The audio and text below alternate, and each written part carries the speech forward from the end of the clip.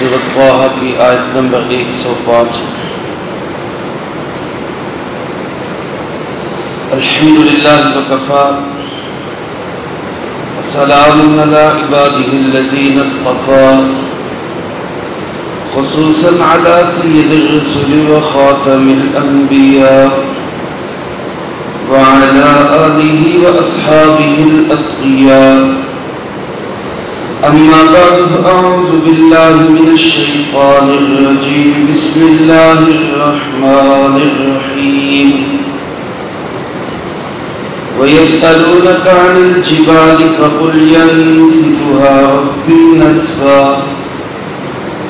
فَيَذَرُهَا قَاعًا صَفْصَفًا لَا تَرَىٰ فِيهَا عِوَجًا وَلَا أَمْتًا يَوْمَئِذٍ يَتَّبِعُونَ الدَّاعِيَ لَا عِوَجَ لَهُ وَخَشَعَتِ الْأَصْوَاتُ لِلرَّحْمَنِ فَلَا تَسْمَعُ إِلَّا هَمْسًا يومئذ لا تنفع الشفاعة إلا من أذن له الرحمن ورضي له قولا يعلم ما بين أيديهم وما خلفهم ولا يحيطون به علما ويسألونك عن الجبال، اور یہ لوگ سوال کرتے ہیں آپ سے پہاڑوں کے متعلق۔ فَقُلْ يَنسِفُهَا رَبِّي نَسْفًا، آپ فرما دیجئے کہ بکھیر دے گا ان کو میرا پروردگار ریزہ ریزہ کر کے۔ فَيَذَرُهَا قَاعًا صَفْصَفًا، پھر چھوڑ دے گا زمین کو چٹیل ہموار میدان۔ لا ترى فيها عوجا ولا امتا، نہیں دیکھے گا تو اس میں کوئی موڑ اور نہ کوئی ٹیلا۔ یومئذ یتبعون الداعی، وہ دن جس دن کے لوگ پیچھے چلیں گے بلانے والے کے۔ لا عوج لہ، جس میں کوئی ٹیڑھا پن نہیں۔ وخشعت الاصوات للرحمن، اور دب جائیں گی سب آوازیں رحمان کے سامنے۔ فلا تسمع الا ہمسا، پس تو نہیں سن سکے گا سوائے ہلکی سی آواز کے۔ یومئذ لا تنفع الشفاعہ، یہ وہ دن ہوگا کہ نہیں فائدہ دے گی کسی کو کسی کی سفارش۔ الا من اذن له الرحمن، سوائے اس کے جس کے لیے اجازت دے اللہ الرحمن۔ ورضی له قولا، اور اس کے لیے بات کو وہ پسند کریں۔ یعلم ما بین ایدیہم وما خلفہم، وہ جانتے ہیں اس سب کو جو ان کے سامنے ہے اور جو ان کے پیچھے ہے۔ ولا یحیطون بہ علما، اور یہ لوگ اللہ کو نہیں گھیر سکتے علم کے اعتبار سے۔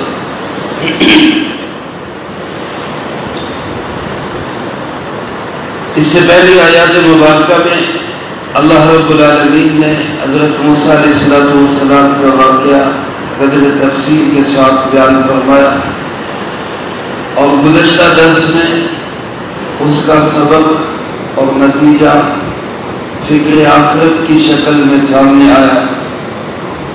جب آپ علیہ السلام کفار مکہ کے سامنے آخرت کی بات رکھتے،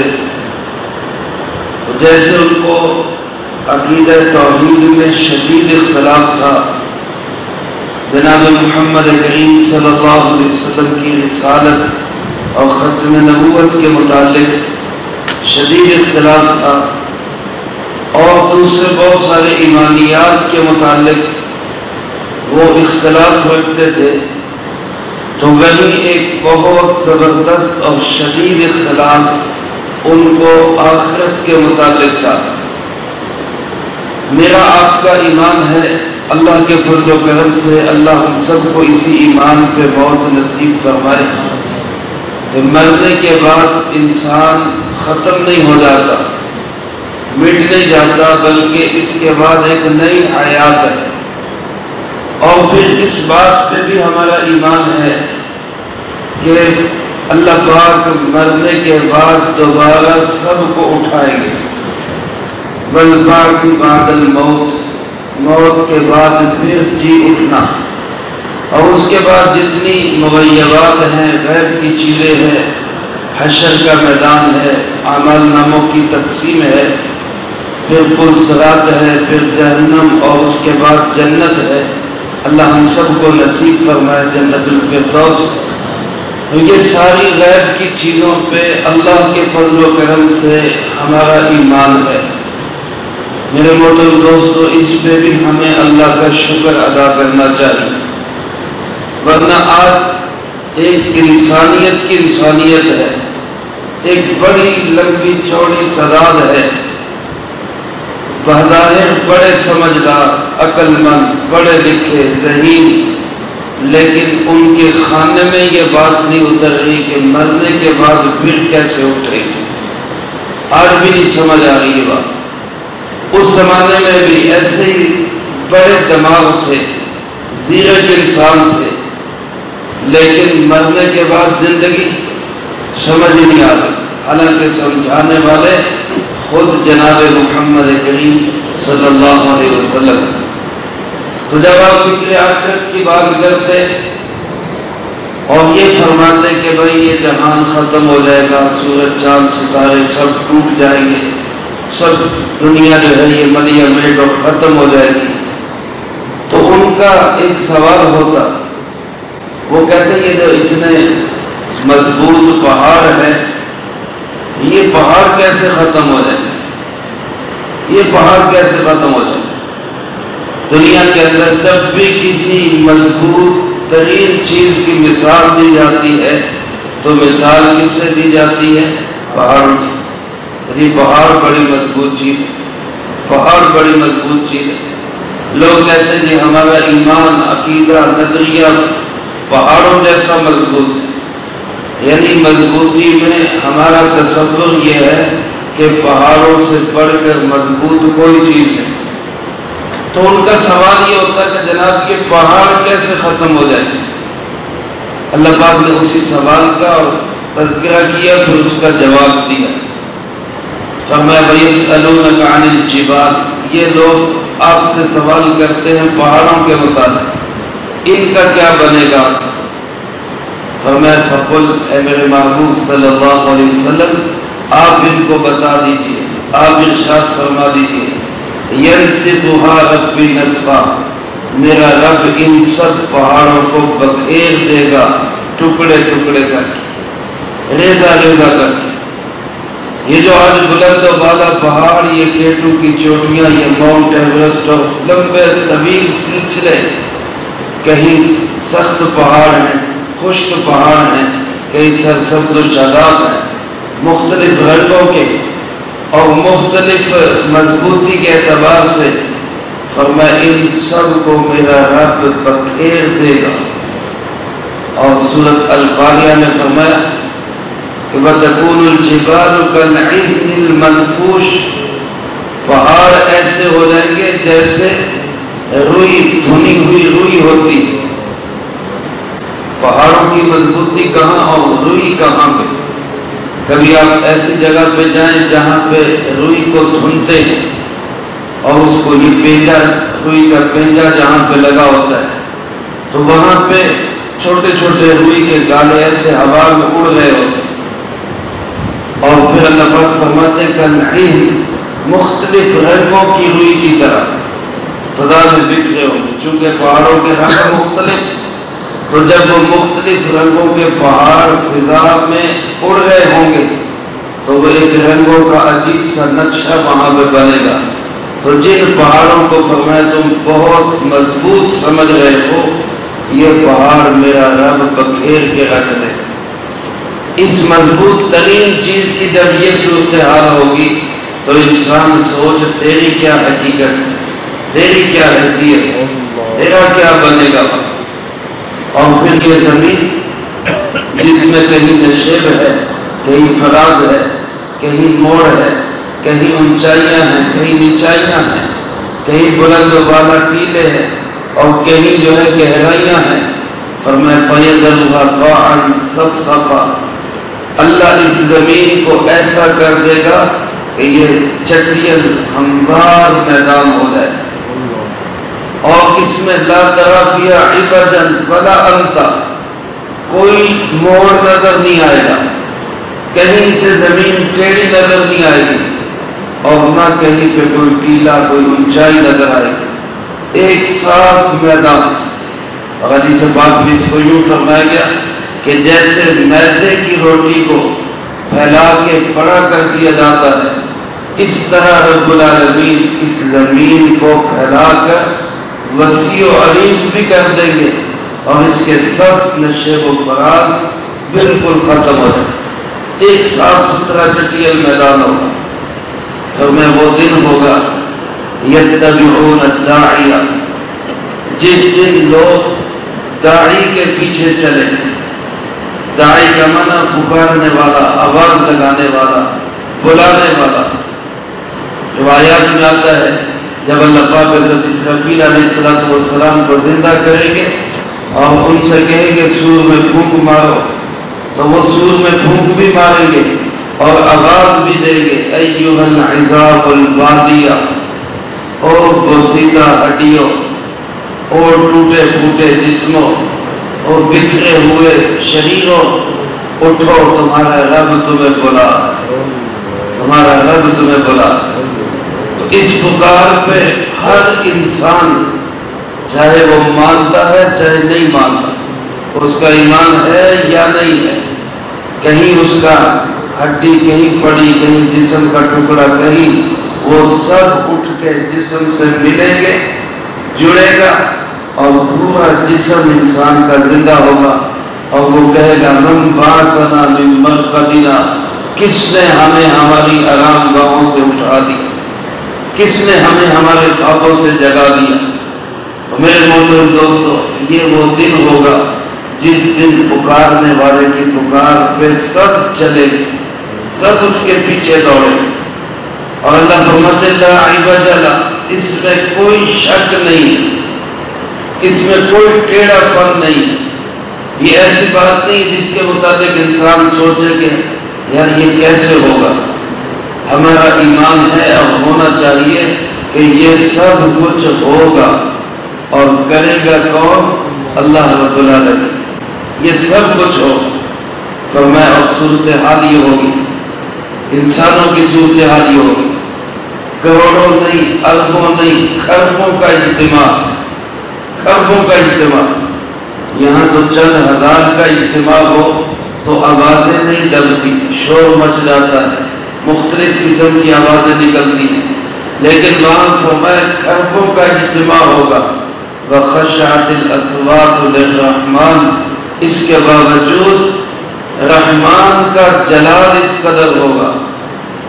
اندازہ کریں قرآن کریم کی خوبصورتی کا کہ اس جلال کے موقع پہ اللہ کی صفت رحمان کا تذکرہ کیا۔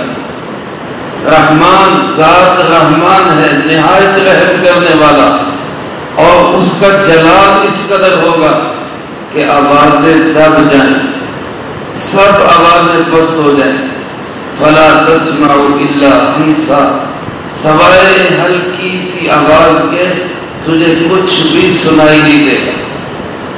علماء فرماتے ہیں ہموس، ہمس اس آواز کو کہتے ہیں جو شکار کرتے وقت شیر کے پیروں سے نکلتی۔ شیر جب شکار کی طرف بھاگتا ہے تو وہ بہت کوشش کرتا ہے کہ میرے قدموں کی آواز بھی نہ نکلے تاکہ شکار جو ہے وہ بھاگ نہ جائے، تو وہ معمولی سی کسکساہٹ جو نہ سننے کے قابل ہوتی ہے، نہ قابل سماعت، فرمایا کہ وہ ہلکی سی آواز شاید کوئی تجھے سنائی دے، اس کے علاوہ کوئی آواز بھی کسی کی نہیں نکلے، کوئی کچھ نہیں بول سکے گا۔ ایسا رحمان کا جلال ہوگا، اگر وہ اللہ کی ذات صفت رحمان والی نہ ہوتی تو پھر تو اس کا جلال انسانوں کو جلا کے راکھ کر دیتا، لیکن یہ اس کی صفت رحمان ہے کہ وہ شدید جلال میں بھی انسانیت وہاں اللہ کے سامنے کھڑی ہوگی۔ اور فرمایا وہ دن ایسا دن ہوگا کہ لا تنفع الشفاعہ، اس دن کسی کی سفارش کسی کے کام نہیں آئے۔ میرے محترم دوستو، اسلام کے اندر سفارش کا عقیدہ بھی ہے۔ بہت سارے لوگ ایسے ہیں جو سفارش کے مطلقاً منکر ہیں، اور وہ کہتے ہیں کوئی کسی کی سفارش کر ہی نہیں سکتا، نہ کسی کی سفارش کسی کے کام آئے گی۔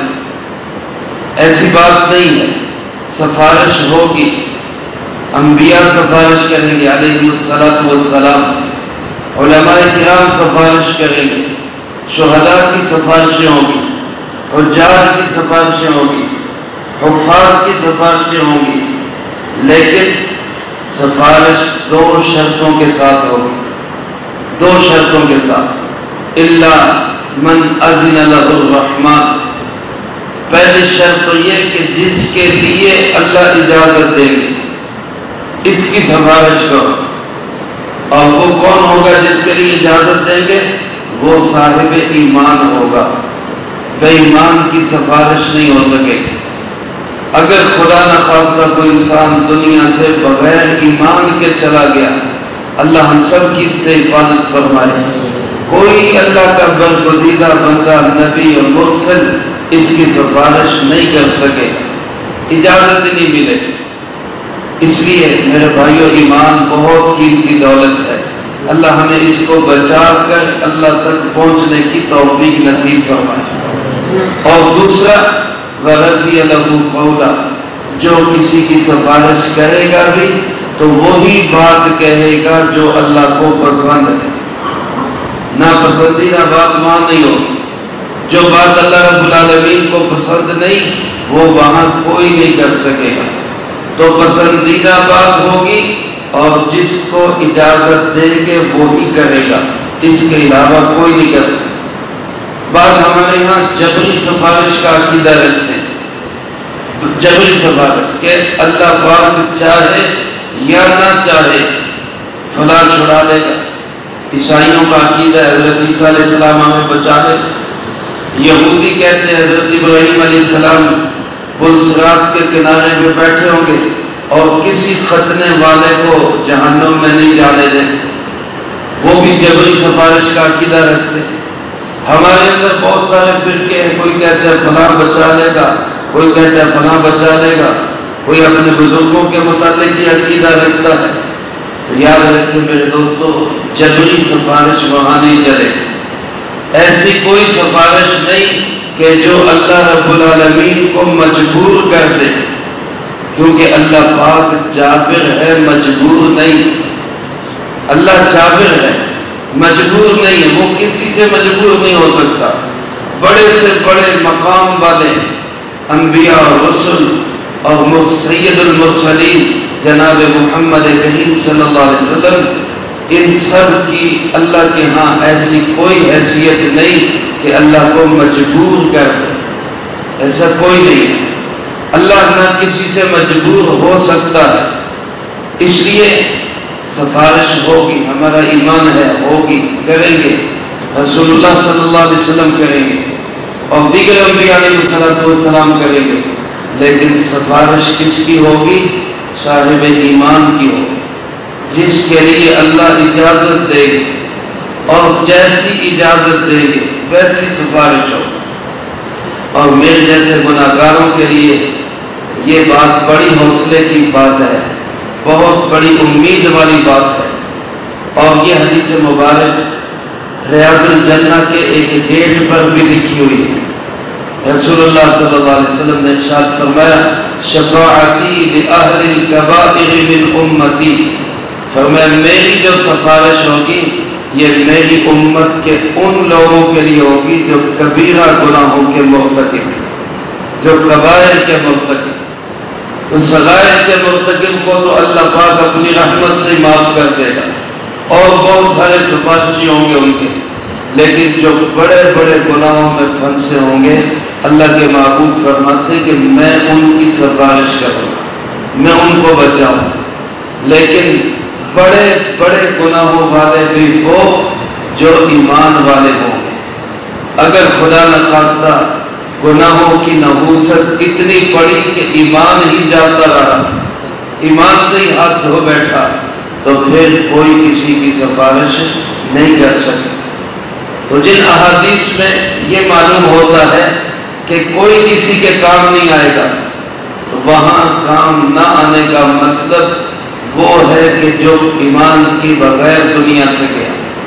اور جن احادیث مبارکہ میں یہ آتا ہے کہ سفارش ہوگی، لوگ سفارش کریں گے، حفاظ علماء انبیاء علیہ السلام، تو ان احادیث کا مصداق وہ لوگ ہیں جو ایمان والے ہیں۔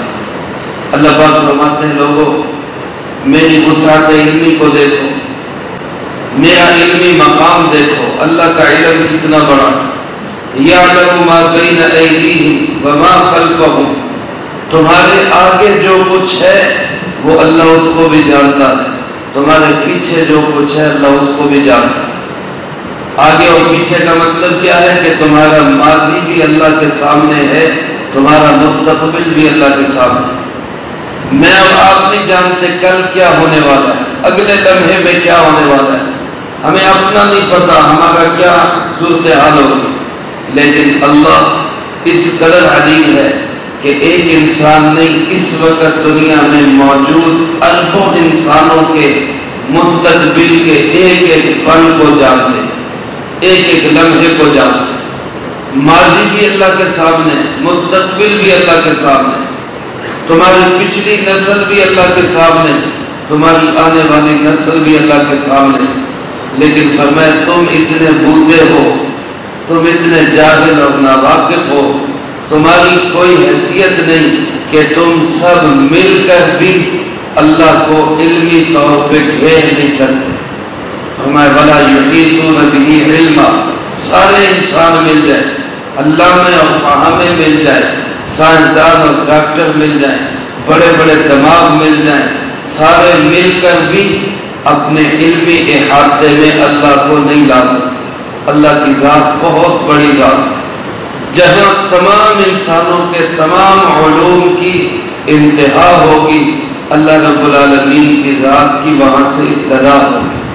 ہمیں جب تم اس ذات کی حقیقت تک پہنچ نہیں سکتے تو اس کی صفات کو جانو، اور اس کے رسول کائنات، رحمت کائنات، جان کائنات جناب محمد کریم صلی اللہ علیہ وسلم سے تعلق جوڑو، تاکہ تمہیں دنیا آخرت کی فلاح نصیب ہو جائے۔ یہ آخرت کے کچھ احوال اللہ پاک نے بیان فرمائے، اور میرے محترم دوستو یہ فکر آخرت ہے جو انسان کو تیر کی طرح سیدھا کر دیتا ہے۔ آج ہمارے معاشرے میں جتنی برائیاں ہیں اور جتنی کم عقلیاں اور کم جو ہے نصیبیاں ہمارے معاشرے میں پھیلی ہوئی ہیں، اور بے ایمانیاں ہیں اور چوریاں ہیں، یہ سب کی سب فکر آخرت نہ ہونے کی وجہ سے یا کم ہونے کی وجہ سے۔ اگر آج کسی انسان کو پتا ہو، ایک ہمارے سامنے کی مثال ہے، بڑے جگرے والا آدمی بھی گناہ کرتے ہوئے یہ دیکھ لیتا ہے کہ کوئی دیکھ تو نہیں رہا، کوئی دیکھ تو نہیں رہا، اور اگر پتا ہو کہ ایک بچہ ہی دیکھ رہا ہے تو پھر بھی وہ گناہ سے ہٹ جاتا ہے کہ میری بات کہیں لیک نہ ہو جائے۔ اب اس کا مطلب یہ ہے کہ جب یہ گناہ کرتا ہے اور ڈٹائی کے ساتھ کرتا ہے تو اس کا عقیدہ اور نظریہ یہ ہوتا ہے کہ مجھے کوئی نہیں دیکھ رہا، مجھے رب العالمین بھی نہیں دیکھ رہا۔ اور اگر یہ عقیدہ کمزور ہے تو گناہ پھیلتے ہیں، اور اگر یہ عقیدہ مضبوط ہو جائے کہ میرا اللہ مجھے دیکھ رہا ہے تو پھر 7 کمروں میں بھی انسان بند ہوگا، اور جوان عورت دعوت گناہ دے گی تو وہاں بھی اس کی زبان سے کیا نکلے گا؟ معاذ اللہ، اللہ کی پناہ، وہ پھر وہاں بھی بہکے گا۔ اس لیے یہ فکر آخرت پیدا کرنے کی ضرورت ہے۔ ہر وقت ہمیں یہ دھیان رہے کہ ہم نے مرنا ہے، اور مر کے اپنی زندگی کے ایک ایک پل کا حساب دینا ہے، اللہ کے سامنے کھڑے ہونا ہے۔ تو پھر میرے بھائیوں یہ بے ایمانیاں، یہ چور بازاریاں، یہ کسی کا حق کھانا، کسی کا مال لوٹنا، یہ سب چیزیں ایک دم میں ختم ہو جاتی ہیں۔ ورنہ لاکھوں کیمرے لگائیں، انتظامات کریں، پولیس کے پہرے بٹھائیں، فوجی سر پہ کھڑے کر دیں، جس نے بے ایمانی کرنی ہوگی وہ باز نہیں آئے۔ آج کتنے ادارے بنے ہوئے، اداروں پہ ادارے بن رہے ہیں اور اس کے اوپر اور ادارے بن رہے ہیں، لیکن معاملات سدھر رہے ہیں یا پہلے سے زیادہ بگڑ رہے ہیں؟ نتیجہ ہمارے سامنے، اور سارے کا سارا نتیجہ فکر آخرت نہ ہونے کا نتیجہ۔ اللہ ہم سب کو آخرت کا فکر نصیب فرمائے، اس دن کی پیشی سے پہلے اس دن کی تیاری کی توفیق نصیب فرمائے، جو کہا میں اس کو زندگی میں لا کے دوسروں تک پہنچانے کی توفیق عطا فرمائے۔ اللهم انت السلام ومنك السلام تبارك ربنا وتعالى يا ذا الجلال والاكرام۔ اللهم اعنا على ذكرك وشكرك وحسن عبادتك۔ اللهم احسن عاقبتنا في الامور كلها واجرنا من خزي الدنيا وعذاب الاخره۔ اللهم واقية كواقية الوليد، اللهم استر عوراتنا وآمن روعاتنا، اللهم انا نجعلك في نحورهم ونعوذ بك من شرورهم، اللهم اكفنا بحلالك عن حرامك واغننا بفضلك عمن سواك، اللهم اكفنا كل مهم من حيث شئت ومن اين شئت، رب ارحمهما كما ربياني صغيرا، ربنا هب لنا من ازواجنا وذرياتنا قرة اعين واجعلنا للمتقين اماما، ربنا لا تزغ قلوبنا بعد إذ هديتنا وهب لنا من لدنك رحمة إنك أنت الوهاب، اللهم أرنا الحق حقا وارزقنا اتباعه وأرنا الباطل باطلا وارزقنا اجتنابه، ربنا تقبل منا إنك أنت السميع العليم وتب علينا إنك أنت التواب الرحيم،